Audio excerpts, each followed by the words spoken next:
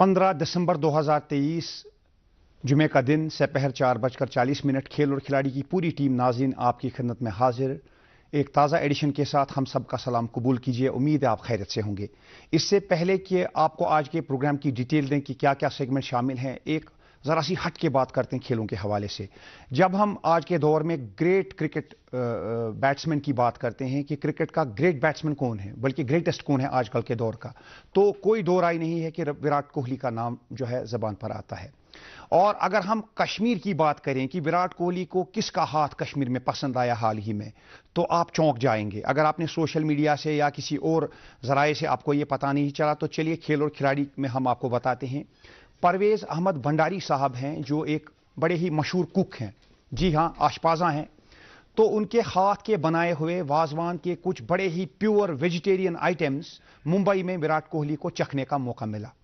तो विराट कोहली और उनके दोस्तों के लिए परवेज अहमद भंडारी साहब ने कश्मीरी वाजवान में से वेजिटेरियन जो आइटम्स हैं उनको कुक किया और काफ़ी लाइक किया ग्रेटेस्ट क्रिकेट बैट्समैन ने आज के दौर के और उनके दोस्तों ने। और काफ़ी खुशी से फिर परवेज अहमद भंडारी साहब के साथ जो है एक फ़ोटोग्राफ जो है बनाई विराट कोहली ने, जो सोशल मीडिया पर जो है काफ़ी वायरल हुई। तो इससे हम करते हैं आज के खेल और खिलाड़ी का आगाज़। और अब आज के प्रोग्राम की बात, एक ख़ास मेहमान जिनका ताल्लुक एडवेंचर स्पोर्ट्स के साथ है, आज हमारे मेहमान हैं। तो क्या बात होगी, किस खेल के साथ इनका ताल्लुक है, इसके लिए आप कीजिए ज़रा सा इंतज़ार। प्रोग्राम का आगाज़ करते हैं लोकल स्पोर्ट्स के राउंडअप से। चलते हैं मेरे साथी फारूक अहमद के पास। अस्सलाम वालेकुम नाजरीन, आपका दोस्त आपकी खिदमत में हाजिर। नाजरीन किराम, यहाँ पर आपके लिए पेश होता है हफ्ते भर के मुकामी खेलों से तरतीब दिया हुआ हमारा खास सेगमेंट लोकल राउंडअप। आइए देखते हैं।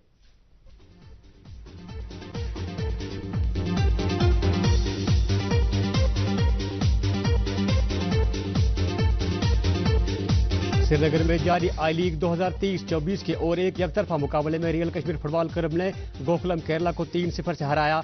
और कल 16 दिसंबर को दिन में 2 बजे से रियल कश्मीर का अगला मुकाबला शिलांग लेजांग एफसी के साथ होगा। कुपवाड़ा में हुआ विंटर क्रिकेट टूर्नामेंट का रंगारंग तकरीब के साथ शानदार आगाज, जिसमें पूरे जिले से वाबस्ता 22 टीमें कर रहे हैं शिरकत। इस टूर्नामेंट के मैचेस जिले के पंडितपुरा, गालीजू, छमकुड़ और पंजवा के अलग अलग मैदानों पर खेले जाएंगे।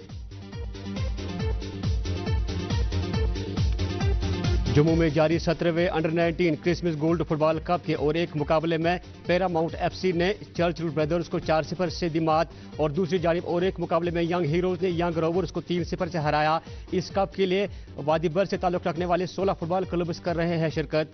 रवा महीने के आखिरी हफ्ते के दौरान महाराष्ट्र में मुनक्कद होने वाली 69वीं सीनियर कौमी बॉल बैडमिंटन चैंपियनशिप में हिस्सा लेने के लिए जम्मू कश्मीर से 25 मर्द और खवातीन खिलाड़ियों पर मबनी दस्ता 20 तारीख को महाराष्ट्र के लिए होगा रवाना।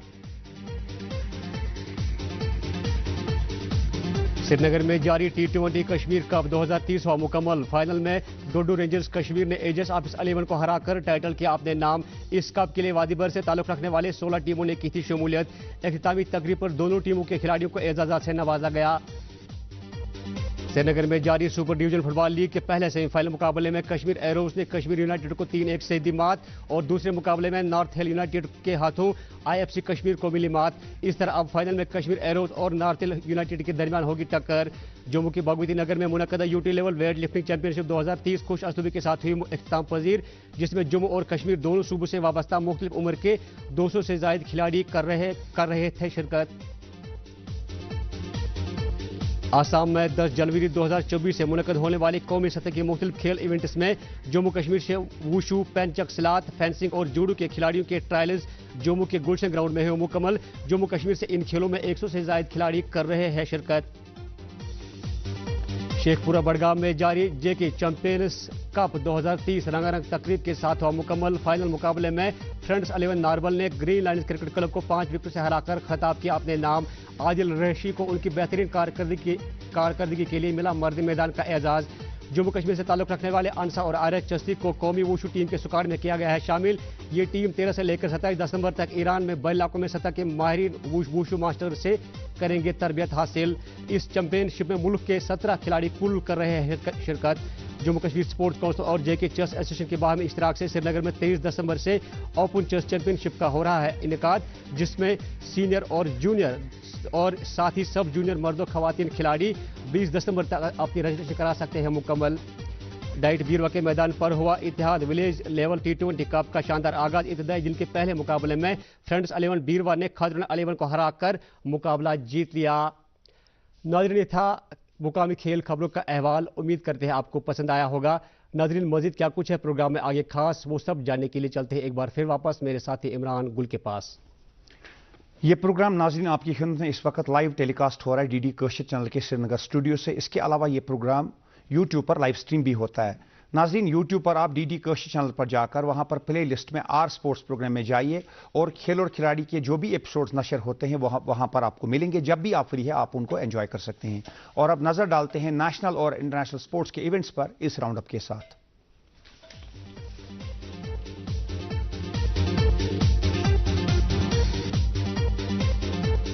तीसरे T20 में भारत ने मेजबान साउथ अफ्रीका के खिलाफ जोहान्सबर्ग में की बड़ी कामयाबी हासिल।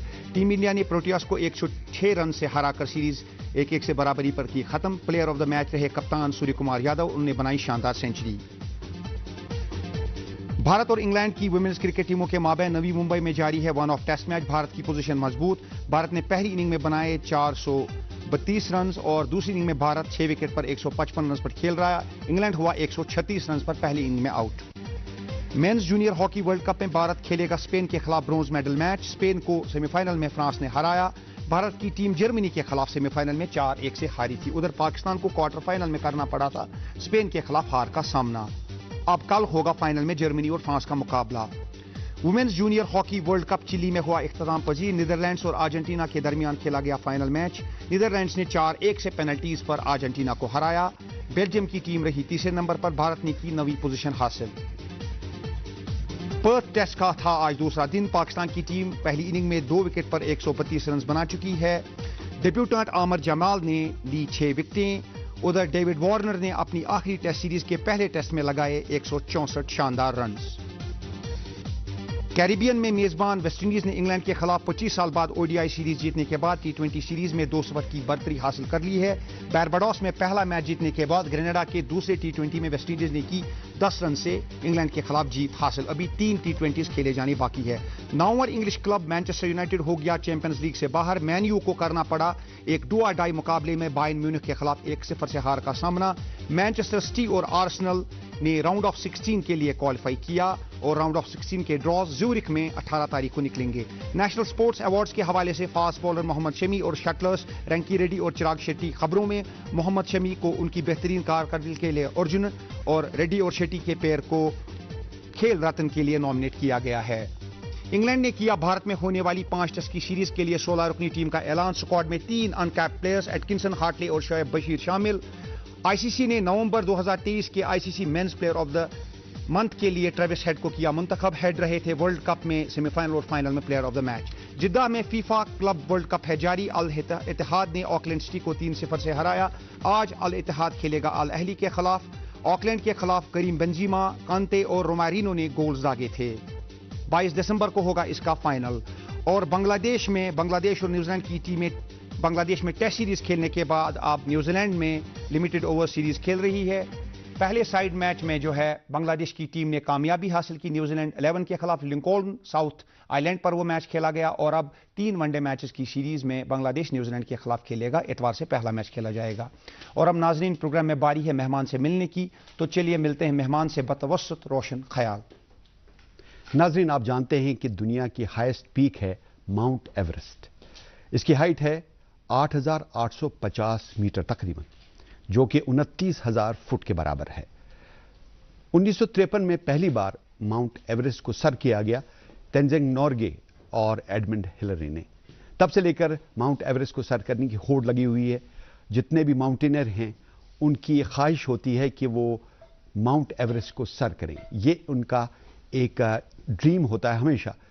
वो चाहते हैं कि ये कामयाबी वो हासिल करें। इसके लिए बहुत तगदो करनी पड़ती है, बहुत मेहनत करना पड़ती है।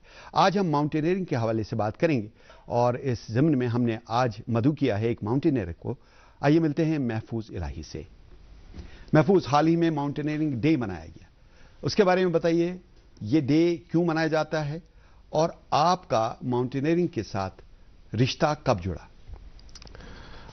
थैंक यू वेरी मच रोशन ख्याल जी, मुझे यहाँ बुलाने के लिए। सबसे पहले माउंटेन डे के हवाले से बात करते हैं, जो कि हर साल 11 दिसंबर को मनाया जाता है, जिसमें जो भी की इश्यूज होते हैं रिलेटेड टू द माउंटेनियरिंग वो डिस्कस किए जाते हैं और जो भी माउंटेनियर्स होते हैं उनको सराहा जाता है। साथ ही में हमारे जो माउंटेनियरिंग का फील्ड है, during my school days as a student I was interested towards adventure sports. तो स्कूल डेज में ही जितने भी एडवेंचर कैंप्स होते थे, I was keen to join that camps. उसके बाद during my higher education 11th and 12th के दौरान मैंने जो माउंटेनियरिंग के कोर्सेज होते हैं, जैसे बेसिक माउंटेनियरिंग, उसके बाद एडवांस और सीरीज ऑफ कोर्सेज जो है वो ज्वाइन किए। एंड साथ ही साथ में जो विंटर स्पोर्ट्स से रिलेटेड कोर्सेज होते हैं, स्कीइंग के सीरीज ऑफ कोर्सेज होते हैं, तो वो भी मैं बेसिक एंड एडवांस वो कोर्सेज मैंने किए। एंड ड्यूरिंग माय ग्रेजुएशन जो यहाँ पे हमारा एक रिनाउंड इंस्टीट्यूट है, हमारे देश के अंदर 4 बड़े नेशनल माउंटेनियरिंग इंस्टीट्यूट है, जिसमें लकीली हमारे यूटी JNK के अंदर एक माउंटेनियरिंग इंस्टीट्यूट है, Jawahar institute of mountaineering and winter sports. तो ड्यूरिंग 2009 मैं वहाँ ज्वाइन हुआ ऑन कॉन्ट्रैक्चुअल बेसिस। उसके बाद जो भी एडवेंचर से रिलेटेड मेरी इंटरेस्ट थी, तो वो सराहती गई टुवर्ड्स माउंटेनियरिंग में मेरा इंटरेस्ट काफ़ी बढ़ता गया। और जितने भी स्टूडेंट्स वहाँ इंस्टीट्यूट में आते गए, उनको भी साथ साथ में ट्रेन करते गए। जो ये इंस्टीट्यूट है माउंटेनियरिंग का हमारे देश के, हमारे UT JNK के अंदर, इस इंस्टीट्यूट के अंदर काफ़ी सारे हर एक स्टेट से स्टूडेंट्स आते हैं, जो ड्यूरिंग समर्स हम माउंटेनियरिंग के कोर्सेज कराते हैं और ड्यूरिंग विंटर्स हम स्कीइंग के कोर्सेज कराते हैं। तो इस इंस्टीट्यूट के अंदर जो मेरी इंटरेस्ट है बहुत ज़्यादा माउंटेनियरिंग के प्रति बढ़ती गई। देखिए, जब भी माउंटेनियरिंग की बात आती है, पहले जो खिलाड़ी होता है वो ट्रैकिंग करना शुरू करता है, उसके बाद ही नेक्स्ट स्टेप होता है माउंटेनियरिंग। तो ट्रैकिंग में बेसिक पर्पस क्या होता है, और उसके बाद जब माउंटेनियरिंग आप करते हैं, how different trekking and mountaineering is. तो पहले आप बात करते हैं आपकी जो अचीवमेंट्स हैं, ये जो बताइए, ये कहाँ आपने ट्रैक किया और कब की बात है? ये जो अचीवमेंट्स है, these are the pictures of Mount Everest, जो हमने 2021 में सबमिट किया था। ऑन 1 जून 2021 को हमारा जो सबमिट हुआ था। एंड मैं पहला सिविलियन बना JNK UT का जिन्होंने ये माउंट एवरेस्ट सर किया। तो कितना मुश्किल है वहाँ पहुँचना? पहले बेस कैंप तक पहुँचना है आपको, उसके बाद मौसम का मिजाज कब बदलेगा, कब बादल होंगे, बर्फबारी होगी और बहुत तेज़ हवाएं चलती, तो ये तमाम जो मुश्किलात हैं, इनको आपने कैसे काउंटर किया और कैसे आप हाईएस्ट जो पीक है वहाँ पहुँचे? सो दिस वाज, ये जो है ये टफेस्ट जर्नी था जो माउंट एवरेस्ट का, जो भी मेरा माउंटेनियरिंग के प्रति जो मेरा सफ़र रहा है आज तक, तो उसमें जो सबसे टफेस्ट सफ़र रहा वो माउंट एवरेस्ट का सफ़र रहा। इसकी जो स्टार्टिंग हुई थी, ये सैंक्शन हुआ था 2018 में। उसके बाद जैसे कोविड पेंडेमिक चला, तो फिर सारे एक्सपीडिशन जो है कॉल ऑफ हुए थे। फिर 2021 में जब सारे परमिशंस एलो हुए, तो हमारा जो एवरेस्ट का मिशन था ये लॉन्च हुआ था। तो ये हमारा इंडियन माउंटेनियरिंग फाउंडेशन से स्टार्ट हुआ था दिल्ली के अंदर। उसके बाद हम नेपाल चले गए, और नेपाल से माउंट एवरेस्ट की तरफ जाने के लिए 2 रूट है, एक ट्रेडिशनल रूट है, नॉर्मल रूट है, हाँ। दूसरा नॉर्थ तिब्बत से। आप किस रूट से गए? हाँ, ये एक्चुअली एक जो नेपाल है, दिस इज द, इसको हम साउथ समिट कहते हैं, और जो तिब्बत वाला है वो नॉर्थ समिट है। तो हम जो ये साउथ समिट है नेपाल से, हम नेपाल से गए थे। तो इसमें काफ़ी सारे, क्योंकि ड्यूरिंग 2021 एक तो कोविड पेंडेमिक था, तो वो भी एक बहुत बड़ा थ्रेट था क्लाइमर्स के लिए, क्योंकि हर दिन काफ़ी सारे क्लाइमर्स इवैक्यूएट होते थे बिकॉज ऑफ कोविड। उसके बाद सबसे जो बड़ा थ्रेट हुआ ड्यूरिंग 2021, 2 बड़े साइक्लोन ने हिट किया हिमालय रीजन को, जिससे काफ़ी सारी दुश्वारियाँ सामने हमारे आई। और उन दुश्वारियों को हमने एक तरफ रख के जो हमारा मिशन था एवरेस्ट का, वो सक्सेसफुली ऑन 4 जून 2021 को हमने सबमिट किया 6:20 पे। तो आपकी जो शोहरत है वो आसमान तक पहुंच गई बैसते माउंटेनियर, और अखबारों में, सोशल मीडिया पे हर तरफ ये बात होने लगी कि माउंट एवरेस्ट को आपने सर किया है। You were one of the members of the group which did this wonderful job. तो ये आपकी ज़िंदगी का माउंट एवरेस्ट के चोटी पर कदम रखना कितना अहम है आपकी लाइफ के लिए? जितने भी माउंटेनियर्स होते हैं कि उनका एक ड्रीम रहता है कि माउंट एवरेस्ट पे हम जाएं, बट कोई भी एक्सपीडिशन हो, चाहे वो छोटा एक्सपीडिशन है या बड़ा एक्सपीडिशन है, this is all about the destiny of the individual. यानी कोई भी बंदा, कोई भी माउंटेनियर क्या है, किसी भी पीक पे, चाहे छोटी हो या बड़ी पीक हो, जब तक उसकी डेस्टिनी में नहीं लिखा है वो नहीं जा सकता, चाहे वो कितना भी फिजिकली एंड मेंटली टफ हो। हाँ, अगर उनकी डेस्टिनी में लिखा है तो कोई भी दुश्वारी आए, कोई भी हज़ार्ड आए उनके सामने, वो उस जगह पे उनको पहुंचना ही पहुंचना है। एक बहुत बात जो अहम है माउंटेनियर के लिए वो उसका हौसला है।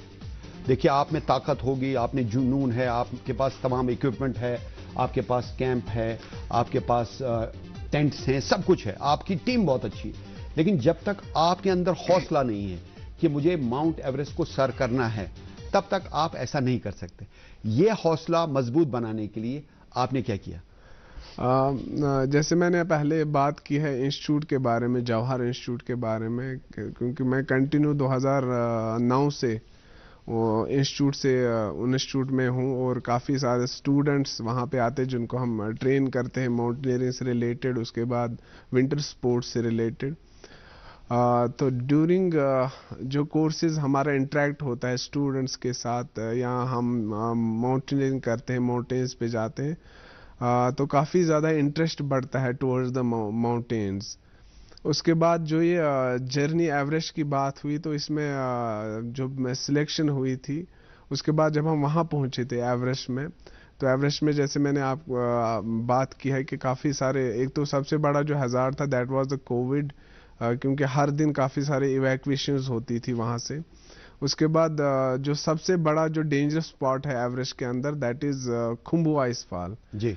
ये जो क्लाइमर्स एवरेस्ट रीजन की ओर जाते हैं, तो उनका कहना है कि जिस क्लाइमर ने भी जो ये है खुम्बू आइस फॉल क्रॉस किया, उसने लगभग 60% जो है एवरेस्ट को फतह कर लिया है।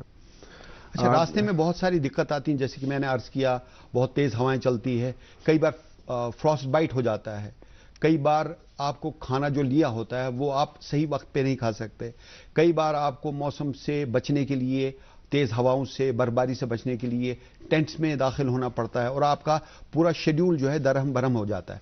तो इन इवेंचुअलिटी को ओवरकम करने के लिए आपने कोई प्लान बनाया होता है, प्लान ए, प्लान बी, ऐसा कुछ? माउंटेन्स के अंदर प्लान बनाने वाला कोई और होता है। इंडिविजुअल के पास एक तो साहस होती है, हिम्मत होती है, जो उसको क्या है टुवर्ड्स द समिट ले जाता है, बट प्लान बनाने वाला कोई और होता है, क्योंकि माउंटेन का सबसे, हाँ, जो प्लान बनाने वाला है उसने इंसान को दिमाग दिया है, हाँ, और दिमाग इस्तेमाल करने के लिए है प्लान बनाने के लिए। मैं वही बात कर रहा था कि समिट की ओर जब हम जाते हैं तो हमारा सबसे एक तो प्लान रहता है कि हमारे पास जो भी राशन वगैरह, जैसे हम जाते हैं तो हमारे पास अप टू बेस कैंप जो खाना रहता है वो लगभग रिलेटेड टू हमारा जो घर है वो वैसा रहता है। अच्छा, मुझे बताइए, जब आप शुरू करते हैं, आपने स्टार्ट किया ट्रेडिशनल रूट से नेपाल से, अब आपको बेस कैंप पहुंचना था, बेस कैंप पहुंचते पहुंचते कितने दिन लगे, और बेस कैंप से माउंट एवरेस्ट की चोटी तक कितना टाइम लगा आपको? हमारा जो ये टोटल सफ़र था, जनरली क्या है, जो भी एवरेस्ट रीजन की ओर जाते हैं या एवरेस्ट समिट के लिए जाते हैं, 15 दिन से 1 महीने में या 1.5 महीने में, सबसे ज़्यादा 1.5 महीना एवरेस्ट में समिट हो जाता है। बट जो 2021 का हमारा जो सीज़न रहा है, हमें 2.5 महीने लगे थे दिल्ली टू एवरेस्ट, उसके बाद वापस। तो हमने नेपाल से स्टार्ट किया था ऑन 4th ऑफ अप्रैल 2021। उसके बाद बेस कैंप जो हम 12 अप्रैल को पहुंचे थे। अच्छा, हाँ, और उसमें काफ़ी सारे इंटरमीडिएट कैंप्स आते हैं एवरेस्ट बेस कैंप, जैसे क्लाइंबर डायरेक्टली किसी जैसे मेन हाइट पे या एक्सट्रीमली हाइट पे नहीं जा सकता, उसको छोटे छोटे कम हाइट पे जाके, ताकि उसकी बॉडी जो है वेल एक्लेमेटाइज हो जाए। तो उस प्रोसेस को करने के लिए हम उसमें काफ़ी सारे इंटरमीडिएट कैंप्स है जिनमें क्लाइंबर्स रुकते हैं, उसके बाद आगे हाइट गेन करते हैं। तो लगभग 10 दिन के करीब हमें लगा था बेस कैंप पहुंचने में। उसके बाद बेस कैंप में भी क्या है, रूटीन वर्कआउट होता है, जैसे रोटेशंस होती है, जैसे बेस कैंप से कैंप 1, उसके बाद वापस आना, उसके बाद बेस कैंप से कैंप 2 और फिर वापस आना, फिर बेस कैंप से कैंप 3। ये रोटेशन होती है फॉर द एक्लेमेटाइजेशन पर्पज। सो जो क्लाइंबर्स है उनकी जो बॉडी है वो क्या है, उस वातावरण में अच्छी तरह डल जाए, ताकि जो आप बीमारियों की बात कर रहे थे, जैसे फ्रॉस्ट बाइट या हाई एल्टीट्यूड इलनेस या कोल्ड इंजरीज जो है, उनसे बचने के लिए एक क्लाइंबर को जो एक्लेमेटाइजेशन का प्रोसेस है या जो शेड्यूल है वो फॉलो करना जरूरी होता है। समंदर में आप बहुत ज्यादा अगर आप ट्रैवल करें तो आपको सी सिकनेस हो जाती है। अगर आप पहाड़ों में ज्यादा जाए तो आपको ऑल्टीट्यूड सिकनेस हो जाती है। तो इस ऑल्टीट्यूड सिकनेस से बचने के लिए क्या करते हैं? जो आपने कहा रूटीन्स, आप बेस कैंप से कैंप 1 की तरफ जाते हैं, फिर वापस आते हैं, फिर कैंप 2 की तरफ जाते हैं, फिर वापस आते हैं, फिर कैंप 3 की तरफ जाते हैं, वापस आते हैं। अल्टीमेटली कितना टाइम लगा आपको माउंट एवरेस्ट पहुंचने में बेस कैंप से? 10 दिन लगे आपको बेस कैंप पहुंचने में, वहां से कितना टाइम लगा? लगभग 1.5 महीने में हमारा जो समिट हुआ, क्योंकि जो 2 साइक्लोन हिट हुए हमारे, क्योंकि इसमें क्या है, जो वेदर विंडो देखनी पड़ती है, उसके बाद जो टीम्स काफी सारी टीम्स होती है, क्योंकि पूरे वर्ल्ड की टीमें वहां पे होती है। तो यहाँ पर महफूज एक बात बताइए, जब आप पहुंचे वहां, आमतौर पे जब आप पहुंच जाते हैं समिट पे तो you achieve that, you think that I have achieved everything in life as a mountaineer. लेकिन वहां समिट पे कितनी देर रहते हैं आप? माउंट एवरेस्ट पे कितनी देर रहते हैं? आपने एक फ्लैग लगा दिया, उसके बाद कितना टाइम स्पेंड किया आपने? जनरली जो टीमें होती है 10 से 15 मिनट रहती है वहां पे। हमारी जो है जॉइंट टीम थी नेहरू, एक और नेशनल इंस्टीट्यूट है जो उत्तरकाशी उत्तराखंड के अंदर है, नेहरू इंस्टीट्यूट ऑफ माउंटेनियरिंग। तो उनके जो है हमारा जॉइंट टीम थी NIM की और JIMNWS की, जिसको लीड कर रहे थे जो फॉर्मल प्रिंसिपल थे इंस्टीट्यूट के, ईश्वर सिंह थापा, करंटली वो ISM के प्रिंसिपल है। तो हमारी जो टीम है, क्योंकि काफी दूर थी, जनरली 15 से 20 मिनट रहती है वहां पे टीम हमारे लगभग। एक्सपीडिशंस आती हैं, उनको भी टाइम मिलना चाहिए। तो हमारी जो टीम थी कम से कम पौना घंटा वहां पे रुकी थी। अच्छा। क्योंकि ग्रुप फोटोग्राफ होना था, हमारे कुछ क्लाइंबर्स पीछे रह गए थे, तो उनका वेट करने के लिए हमें वहां काफी समय रहना पड़ा। देखिए, जब पहाड़ पे चढ़ते हैं, कोई चोटी सर करते हैं, जब ऊंचाई की तरफ आप जाते हैं बहुत टाइम लगता है, लेकिन जब आप वापस आ रहे थे कितना टाइम लगा तब?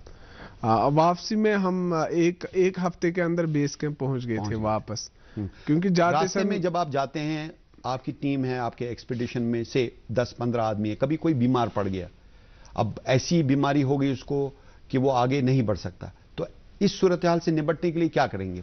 क्या आपके पास मेडिकल इक्विपमेंट होता है? क्या आपके पास कोई ऐसा सिस्टम होता है उसको एयरलिफ्ट किया जाए, उसको बेस कैंप पे पहुंचाया जाए, ताकि उसकी तीमारदारी हो, ताकि उसको मेडिकल अटेंशन मिले?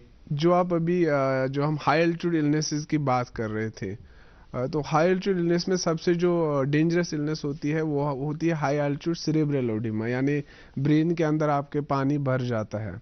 तो उसमें क्या है, विद इन मिनट्स या विद इन सेकेंड्स का एक इंडिविजुअल की डेथ हो सकती है, और वो हाई एल्टीट्यूड इलनेस है। तो द गोल्डन ट्रीटमेंट है उसका क्या होता है कि डिसेंड करना।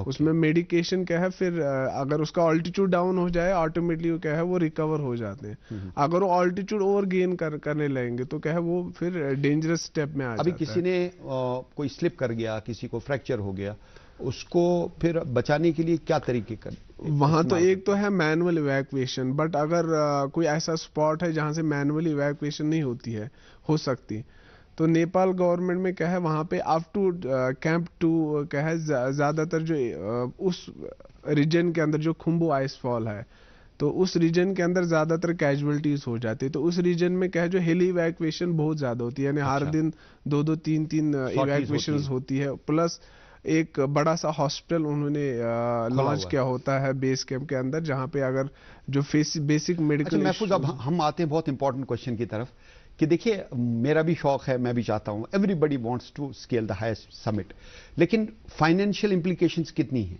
कितना पैसा आपको खर्च करना पड़ता है बहैसियत माउंटेनियर? और कितने आपको फॉर्मेलिटीज पूरे करके वहां जाने की इजाजत मिलती है? हाँ, ये जो है अगर हम पूरे देश के अंदर 48,000 मीटर, पूरे वर्ल्ड के अंदर 14 बड़े पहाड़ है 8,000 मीटर, उन पे जाने के लिए अगर आपको जाना है लगभग 25 to 30 lakhs मिनिमम आपको पे करने हैं। नहीं, सिर्फ मैं माउंट एवरेस्ट की बात कर रहा हूं। माउंट एवरेस्ट की मैं माउंट एवरेस्ट 30 lakhs। तो ये जो एक्सपीरियंस रहते हैं ये जब अगर कोई एजेंसी या गवर्नमेंट स्पॉन्सर करती है तभी इंडिविजुअल जा सकता है। और क्या फॉर्मेलिटी करनी पड़ती है आपको? इसमें क्या है, गवर्नमेंट से परमिशन लेना पड़ता है, प्लस जो नेपाल गवर्नमेंट है वहां से भी परमिशन लेना पड़ता है, और सबसे बड़ा क्या है, individual should be technically sound and physically and mentally also sound. महफूज, मुझे बताइए, कश्मीर में बहुत सारे पहाड़ हैं, चारों तरफ नजर दौड़ाइए, आपको पहाड़ी पहाड़ मिलेंगे और काफी ऊंची चोटियां भी हैं, वैली है। जाहिर है इस खेल को या इस जो एक जुनून है, इसको काफी तकवीत मिल सकती है कश्मीर में, और काफी माउंटेनियर पैदा हो सकते हैं। मुझे बताइए, नेपाल में जो जीडीपी है उसका कितना डिपेंडेंसी है वहां ये माउंट एवरेस्ट स्केल करने में? एक्चुअली क्या वो रेवेन्यू कमा रहे हैं इससे, और कितना कमा रहे हैं? क्या कश्मीर में हम इसको एक इंडस्ट्री के तौर पे, एक स्पोर्ट के तौर पर उसी तरीके से फॉलो कर सकते हैं, इसको फरोग दे सकते हैं? नेपाल जो है, Nepal is fully dependent upon Everest. जो उनका जीडीपी है या जो भी उनका इनकम है, मैक्सिमम इनकम जो है वो एवरेस्ट रीजन से उनका आता है, टूरिज्म से आता है। तो हमारे यूटी के अंदर भी जैसे गवर्नमेंट पॉलिसीज काफ़ी है एडवेंचर टूरिज्म को बढ़ाने के लिए है, बट अभी रिसेंटली गवर्नमेंट काफ़ी बड़े स्टेप्स लेते हैं यूथ डेवलपमेंट के लिए। तो हमारे यूटी के अंदर भी काफ़ी सारे प्लान्स बन रहे हैं for the development of the youth.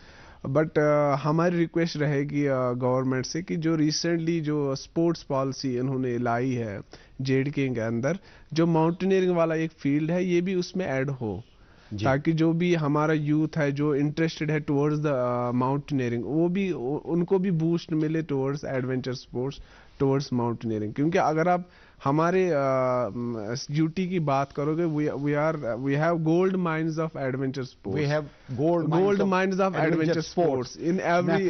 इलाही, आप आए, आपने माउंटेनियरिंग के बारे में बहुत ही मुफीद जानकारी हमें दी, आपका बहुत बहुत शुक्रिया। और नाज़रीन, अब प्रोग्राम के आखिरी हिस्से के लिए चलते हैं इमरान गुल के पास। शुक्रिया रोशन भाई। नाज़रीन, प्रोग्राम के इख्तिताम पर हम आपको ये बताते हैं कि इतवार को केएल राहुल की कैप्टनसी में भारत की टीम साउथ अफ्रीका में वनडे सीरीज का आगाज कर रही है। केएल राहुल इस सीरीज में भारत की क़यादत करेंगे। मेन खिलाड़ी जो हैं, कई खिलाड़ी नहीं हैं, शुभमन गिल नहीं होंगे, बुमराह नहीं है, रोहित शर्मा नहीं है, विराट कोहली नहीं है, सिराज नहीं है, सूर्य कुमार यादव नहीं है। तो एक बिल्कुल यंग टीम मिली है केएल राहुल को। अक्षर पटेल हैं और उनके साथ कुलदीप यादव हैं। तो देखते हैं कैसी सीरीज होगी 3 वनडे मैचेस की। और फिर बॉक्सिंग डे टेस्ट 26 दिसंबर से रोहित शर्मा की कैप्टनसी में भारत की टीम टेस्ट सीरीज का आगाज करेगी साउथ अफ्रीका में। मैच का लुत्फ लीजिए। हम सबको इजाजत दीजिए इस वक्त। खुदा हाफिज।